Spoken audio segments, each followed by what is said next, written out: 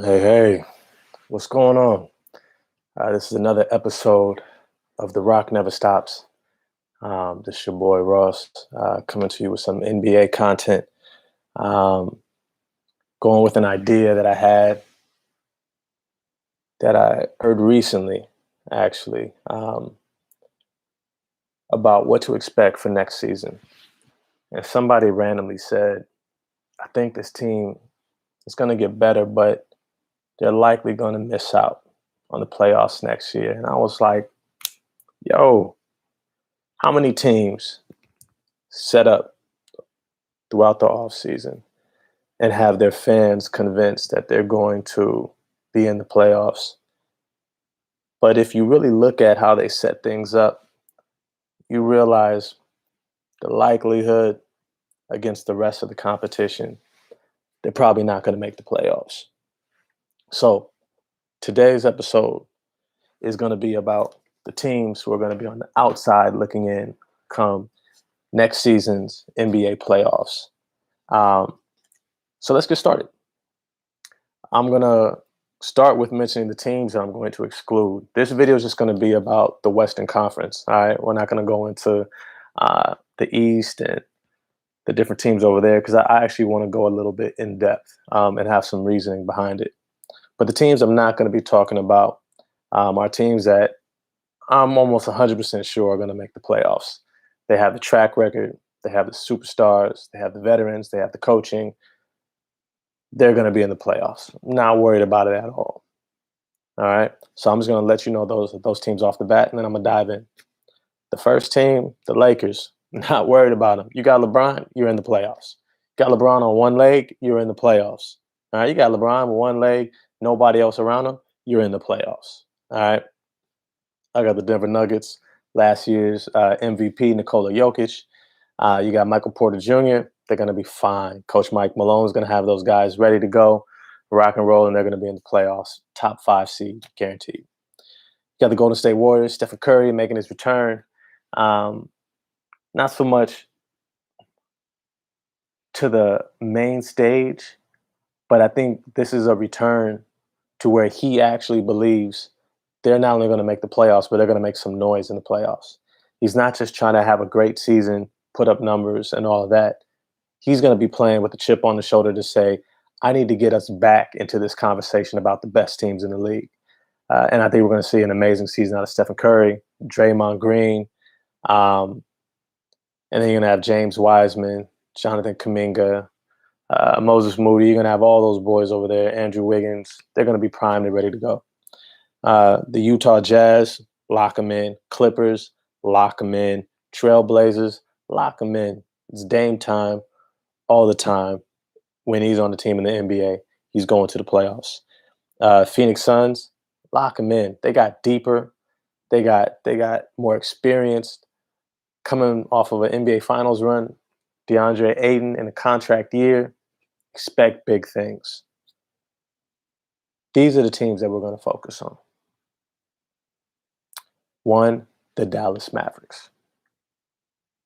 Now, I know you guys are probably thinking, Dallas Mavericks, they got Luka Doncic, right?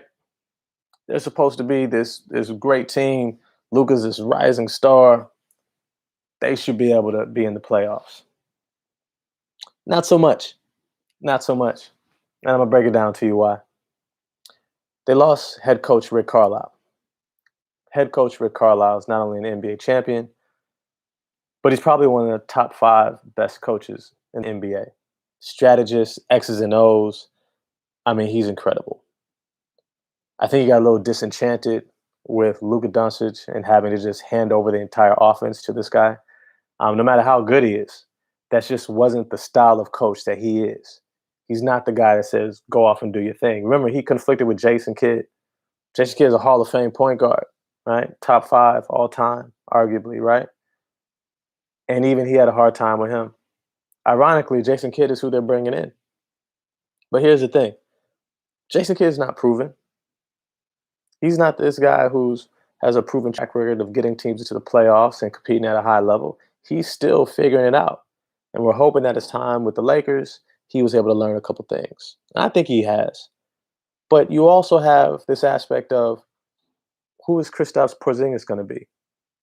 Is he going to be the guy that we keep hoping he's going to be? This all-star who's playing at this high level, can play at least 65 to 70 games at least, and then be ready for the playoffs?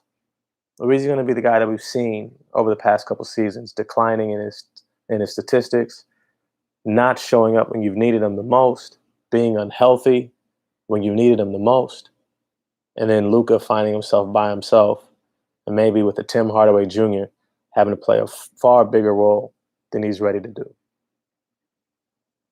It's going to be a tough year for Dallas. Maybe they make some moves, but there's no way I could lock them in, especially with these other teams behind them. The next team behind the Dallas Mavericks is the New Orleans Pelicans. Yo, Zion Williamson is coming. He's coming. I mean, this guy elevates his game to levels that are all time. And he's still on his rookie contract. He's still, what is his third season? His third season? Come on. Come on. Zion, don't let this boy come in with a three-point jump shot. It's going to be a wrap. It's going to be a wrap. Now, I'm just saying it to you now. It's don't expect the league to be ready for what he's going to bring. He's going to be another coming of a Giannis, LeBron type force, where he's just one of those guys you can't do nothing with, not even a little bit. And whenever he wants to impose his will, he's going to do it.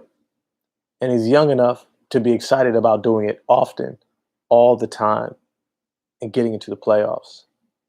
Throwing a co-star who's already an all-star in himself, Brandon Ingram. And then you got a new coach. You got a team looking to find its identity. You can't discount the New Orleans Pelicans from being right there on the heels of the Dallas Mavericks, if not leapfrogging. Because there ain't no way I'd say that Luka's ceiling is higher than Zion's. There's no way. There's no way. And that brings me to this next team, the Memphis Grizzlies. The Memphis Grizzlies have been knocking on the door for the past 2-3 seasons. Since Ja Morant got there, they have been they've been banging on that door wanting to get into the playoffs.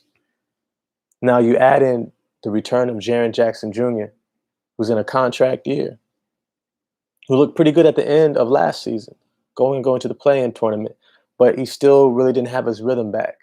But this is a 6'11", 7'4" wingspan forward who can play center, but has the agility to guard 3 positions, if not 4 positions on the court. He can block shots, shoot threes at a high clip like it's effortless, and put you in the post or attack you off the dribble. I mean, this guy is like Rasheed Wallace's greatest dream, right? He's an incredible athlete, and he's the star that Ja Morant has been needing next to him, because Ja Morant is more of that facilitator who's going to run the team. Even though he has the ability of a Russell Westbrook to be incredibly explosive and take over games in that regard, which he actually does. He has one of the highest field goal percentages in the fourth quarter and crunch time scoring. He's one of those guys that you trust with the ball in his hands because he can make a play. He has the confidence, and he can get you a bucket. And if he can't, if you cut him off, he's going to find the right guy. He's one of those guys you let him have the ball at the end of a game and say, go, do you. And that brings me to this next team, the Sacramento Kings. They have one of those guys, De'Aaron Fox. Can't do nothing with him. He got a jump shot now. He's finishing with both hands. Floater game, pull-up game. He's probably still pissed he hasn't been an all-star. Huge chip on his shoulder. Huge. You throw in now they got Tyrese Halliburton to probably start next to him. I would start him. Tyrese Halliburton is a gamer. He's one of those guys everyone raves about playing with. And he can do a little bit of everything at a high level, whether it's play defense, passing lanes, help D, playmaking, running the team whether it's scoring, shooting threes. He's got it all in the bag. And I think between those two and Marvin Bagley being in a contract year, everybody does better in a contract year. Much better in a contract year.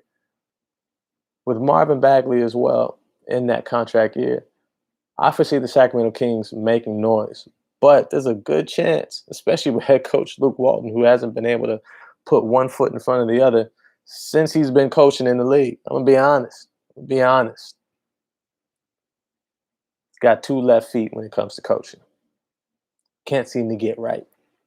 All right.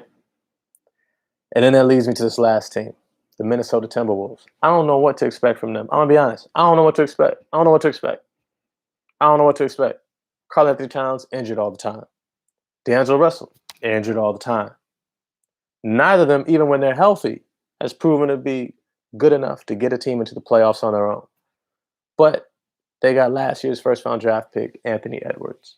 And Anthony Edwards, to me, is like a future star. Seeing the switch that he flipped towards the end of last season, after the All-Star break, and especially going into the month of May, this guy was playing at a level that you couldn't say anything except the sky is the limit, and he will go as far as his work ethic and desire takes him.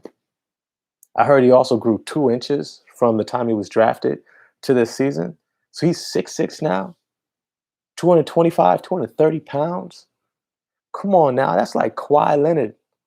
But except he's got the shiftiness, the handle, the jumper of like a James Harden. I'm like, come on now, a more explosive James Harden? Really? It's not fair. It's not fair. But I still think there's going to be growing pains. They're going to have to adjust who's going to be the guy, who's going to be that primary option, who's going to take a back seat.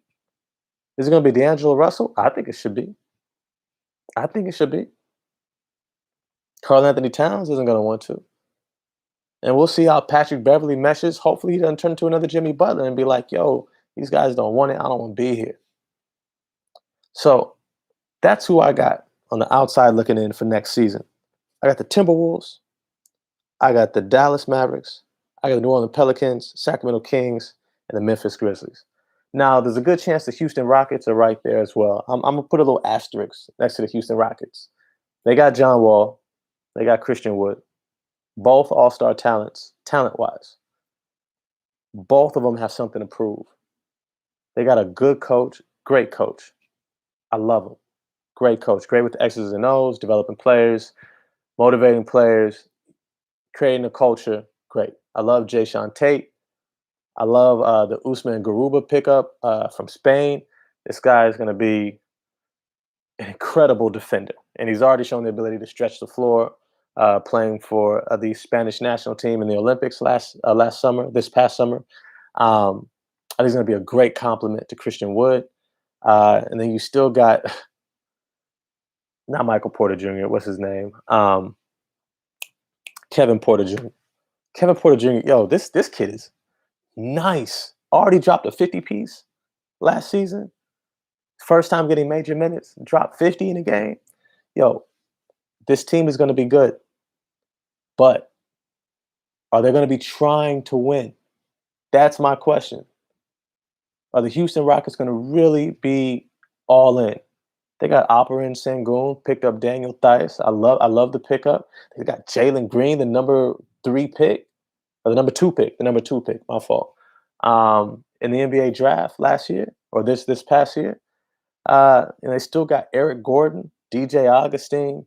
They got Kenyon Martin Jr. I mean, they got a nice squad over there. Don't get me wrong. Great young talent. But are they really going to be about winning? That's the major question. Because I can totally see the Houston Rockets saying, you know what? I don't think we're going to get to the playoffs. Let's just prioritize playing the young guys. Maybe get rid of John Wall and Christian Wood for pennies on the dollar. And let's invest in these young guys for the future. And they could cash it in. And next thing you know, they're on a losing streak. And they don't even get close. But with that said, side note, I got the Spurs being the worst team in the league next year. I think they're doing a solid tank job already. Just throwing that out there. But with that, That's all I got. This is Ross with The Rock Never Stops. Coming to you with some NBA talk, discussing teams that are going to be on the outside looking in, Western Conference edition. Stay tuned for the Eastern Conference. I'm going to try to do that tonight as well. Peace. Oh, like, subscribe, leave a comment. And if you got video ideas, put it down there. I always check it out. All right. Peace.